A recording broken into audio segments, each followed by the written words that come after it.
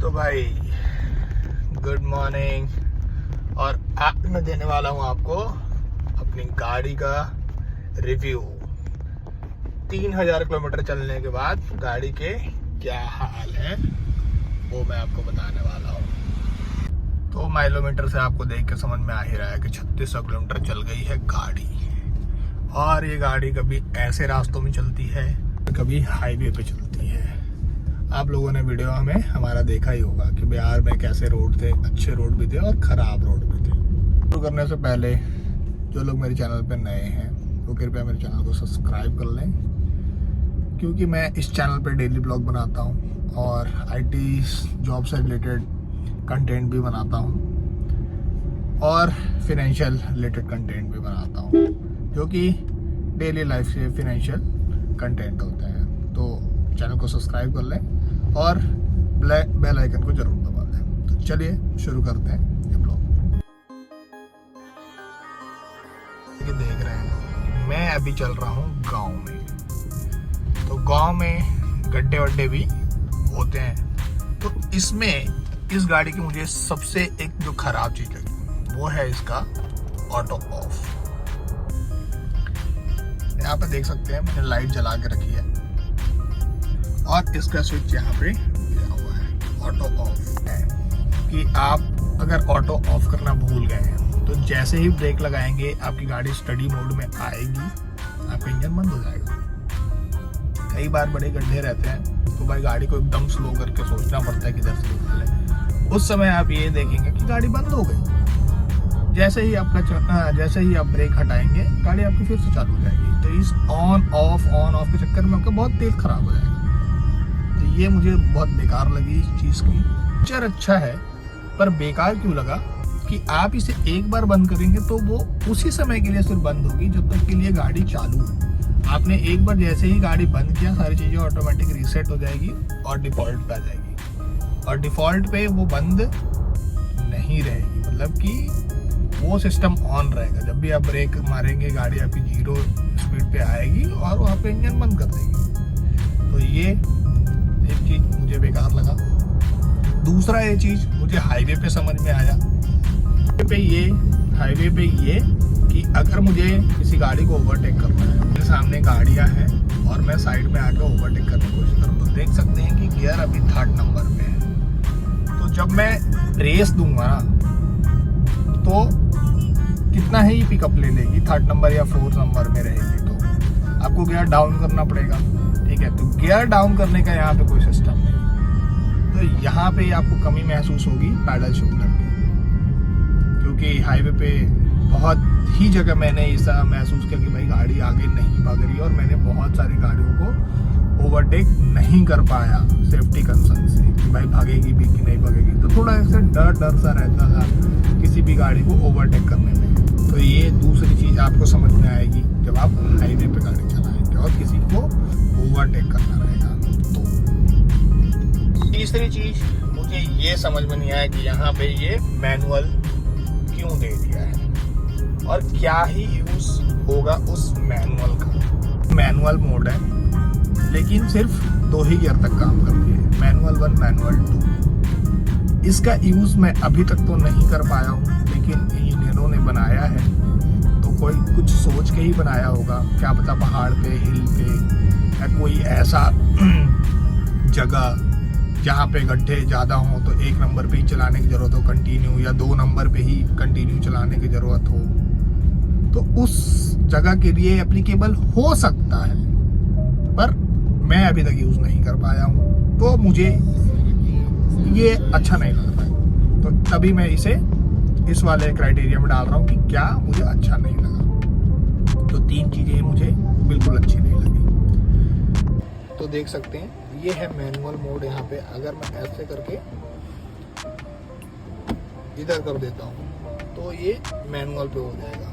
और यहाँ पे देख सकते हैं कि M1 दिखा दिया है और मैं ब्रेक दबा के एक बार प्लस करूँगा ऊपर की साइड तो यहाँ पे 2 भी हो गया। देख सकते हैं इससे आगे नहीं जाएगा, ये 2 से आगे नहीं जा रहा है बिल्कुल भी। देखिए मैंने चलाना शुरू कर दिया और स्पीड देखिए ये 20 हो गई, 20 हो गई, 20 हो गई, ये देखिए गाड़ी घें कर रही है पर आगे के नहीं ले रहा है। तो मुझे इसका गियर कैसे चेंज करूँगा मैं फिर से ब्रेक पे पैर लगाऊंगा और फिर से पूरा रोकूंगा। रोकने के बाद ये जाके 2 नंबर हुई है, पूरा रुक गई है मेरी गाड़ी, तब जाके हुई है। और फिर से मैं एक्सीलेटर दे रहा हूँ। अब 2 नंबर से गाड़ी उठ रही है मेरी, ये देख सकते हैं 2 नंबर से मेरी गाड़ी उठी है और ये 2 नंबर के बाद नहीं जाएगी आगे।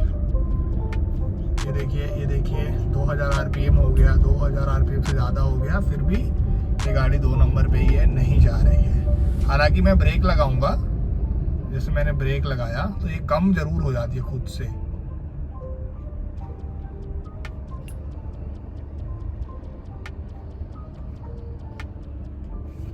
देखिए खुद से कम हो गई, 1 नंबर पे आ गई, लेकिन ये खुद से बढ़ेगी नहीं। खुद से कम तो हो गई पर खुद से बढ़ेगी नहीं। ये देखिए नहीं बढ़ रही, नहीं बढ़ रही, नहीं बढ़ रही है। बस ये इतना ही है, 2 गियर तक ही चलती रहती है और उसके बाद नहीं। इसमें आपने 2 गियर पे सेट कर दिया तो 2 गियर से ही उठेगी और 2 गियर पे ही रह जाएगी चलते चलते। तो मे भी कहीं पे यूज़ होगा, बाद में देखेंगे, मैं आपको अपडेट करूँगा कि भाई कहाँ पे मैं यूज़ किया इस चीज़ को मोड चेंज करने के लिए फिर से गाड़ी को पूरा रोकना पड़ेगा ब्रेक पैडल पे दबा के, और फिर ही जाके आप कोई मोड चेंज कर पाएंगे। तो मैंने गाड़ी को रोक लिया। अब मैं जाके इसका नॉर्मल सा ड्राइव मोड लगा दिया हूँ। अब चलते हैं, सकते हैं ये तुरंत खुद से ले लेगा। ये देखिए इसने ले लिया खुद से 2 नंबर, फिर से ये ले लिया इसने 3 नंबर, देख सकते हैं। फिर ये ऑटोमेटिक शुरू हो जाता है। तो यही चीज़ मुझे नहीं समझ में आई।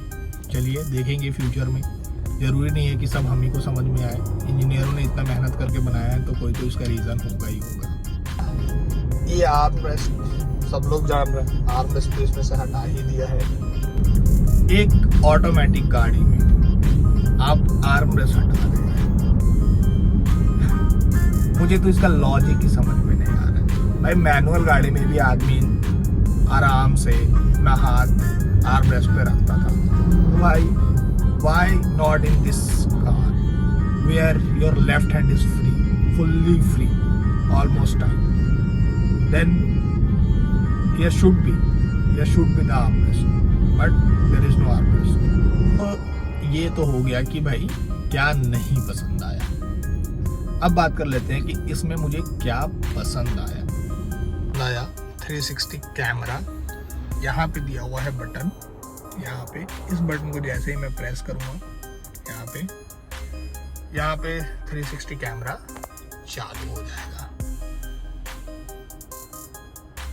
या मैं जैसे ही रिवर्स गियर डालूंगा, ये साइड, ये ऊपर से व्यू देगा और ये पीछे का व्यू देगा। और जैसे ही मैं इसको ड्राइव को डालूंगा, जैसे ही ड्राइव पर डालूंगा आगे का कैमरा शुरू हो जाता है और 10 किलोमीटर की स्पीड तक वो ऑन रहता है, उसके बाद वो बंद हो जाता है। तो ये चीज़ मुझे बहुत अच्छी लगी।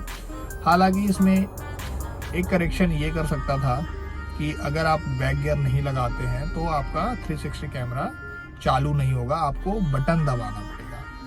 इसमें ये कर सकता था कि जैसे ही गाड़ी धीरी हो 10 किलोमीटर की स्पीड या उससे थोड़ा सा मतलब 20 से कम, तो कैमरा चालू हो जाए। मे बी सेफ्टी कंसर्न से भी दिया हुआ ताकि ड्राइवर का ध्यान ना भटके उस साइड, ये भी एक रीज़न हो सकता है। पर फिर भी ये मुझे फीचर ठीक लगा। एसी की, तो चलिए मैं आपको एसी की आवाज़ सुनाता हूँ ऑटो में कैसा रहता है। सुन सकते हैं आप, आवाज़ इसकी सडनली बढ़ गई क्योंकि फ़ैन की स्पीड बढ़ी है। तो हमें जब फ़ैन की स्पीड कम भी होती है ना तो इसकी आवाज़ ना ज़्यादा ही आती लगती है। मुझे ऐसा फील होता है कि फ़ैन की आवाज़ थोड़ी ज़्यादा है, ये थोड़ा कम हो सकता था। ये भी मुझे नहीं पसंद है। पसंद है मुझे इसका इंफोटेनमेंट सिस्टम, क्योंकि ये कनेक्ट हो जाती है बिना वायर के। आपका कार प्ले हो चाहे आपका एंड्रॉयड ऑटो हो, बिना वायर के कनेक्ट हो जाती है, which is a very good thing. मुझे तो बहुत ही अच्छा लगा ये चीज़, क्योंकि मेरे पिछले वाले ब्रेजा में हर चीज़ को आप वायर से कनेक्ट करो तब जाके वो कनेक्ट होगी। बताऊँ, देखिए कि जैसे कि मैं ये पेयर डिवाइस में गया और अगर मैं यहाँ पे कारप्ले दबाऊंगा, जो कि देख सकते हैं कोई वायर नहीं लगा है, कारप्ले दबाऊंगा तो ये लेना शुरू कर देगा। तो आप देख सकते हैं कि भाई बिना वायर के ही पूरा फ़ोन कनेक्ट हो गया और कारप्ले से कनेक्ट हो गया, बहुत ही आराम से, बहुत ही ईजिली। ये मुझे सबसे अच्छा लगा। बस आप एक चीज़ का ध्यान रखिए कि अगर आप गाड़ी में बैठ के वीडियो बनाते हैं तो आपके फ़ोन कनेक्ट नहीं होना चाहिए, नहीं तो आपका वॉइस को वीडियो में नहीं आएगी। मैं एक बार वीडियो बना रहा था ऐसे ही और बिल्कुल वॉइस नहीं आई, तो उसके बाद से मैं क्या करता हूँ कि सबसे पहले अपने मोबाइल का ब्लूटूथ बंद कर लेता हूँ, उसके बाद ही मैं वीडियो बनाता हूँ, नहीं तो आवाज़ नहीं आती। और इसमें जो वायरलेस चार्जिंग है वो भी डिसेंट है, अच्छा चार्ज करती है। और सबसे बड़ी बात कि इसमें सी टाइप केबल का भी जगह दिया गया है, सी टाइप पोर्ट भी दिया गया है, यूएसबी पोर्ट भी दिया गया है। तो ये है यूएसबी पोर्ट और ये है सी टाइप पोर्ट, और यहीं पे दे दिया है जगह मोबाइल रखने का। तो ये चीज़ भी मुझे बहुत पसंद आई, क्योंकि पीछे के लोग जो रहते हैं चार्ज करते रहते हैं, बैठे रहते हैं, वो लोग कभी कभी गाड़ी चलाने में बहुत इरिटेट करते हैं अगर आगे दिया रहता है सारी चीज़ें। तो भाई इससे है कि आप अपना पीछे ही सब कर लें आराम से और ड्राइवर को कोई परेशानी ना हो। तो भाई ओवरऑल तो मुझे ये गाड़ी अच्छी पसंद आई है और चलाने में भी ठीक ठाक है, मज़ेदार है। तो एवरेज भी थोड़ा सही दे रही है, क्योंकि हाईवे पे मैंने चलाया तो हाईवे टू हाईवे पे तो कम से कम मुझे 19 का एवरेज दे रही है।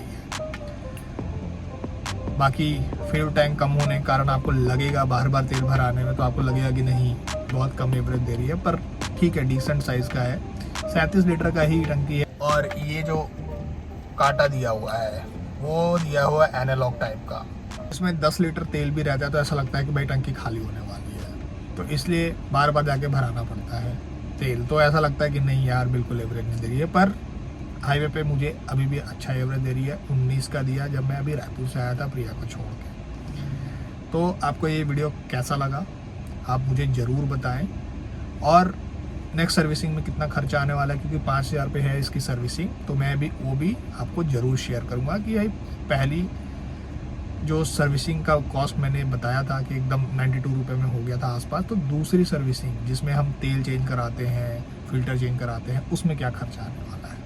तो चलिए भाई चैनल को ज़रूर सब्सक्राइब कर दीजिए।